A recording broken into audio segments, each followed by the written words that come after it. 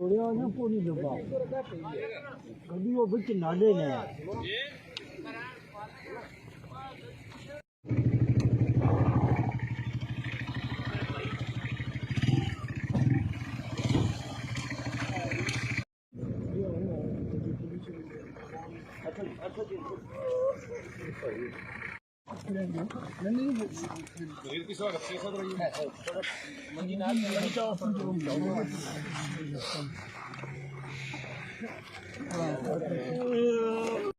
मुझ समेत तमाम कश्मीर पुलिस का शुक्रिया अदा करते हैं जिन्होंने इस केस की इन्वेस्टिगेशन की और कानून नाफिज करने वाले इदारों से एक इल्तिजा करना चाहूँगी कि इस मुजरिम को सरेआम फांसी दी जाए, इसको सजाए मौत होनी चाहिए।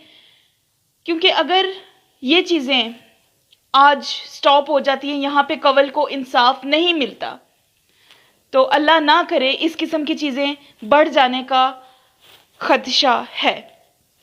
हमें कवल के लिए इंसाफ चाहिए और इसके लिए हम आवाज़ होंगे और तब तक हम बोलेंगे वी वांट जस्टिस फॉर कमल, जब तक उसको जो है वो इंसाफ नहीं मिल जाता। मेरी एक ही बात है, वो उस ख़ानदान की बच्ची नहीं थी, वो हमारे कश्मीर की बेटी थी, वो हमारी बहन थी, वो हमारी बेटी थी।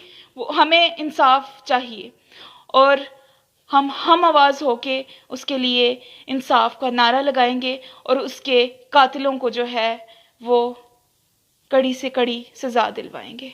शुक्रिया।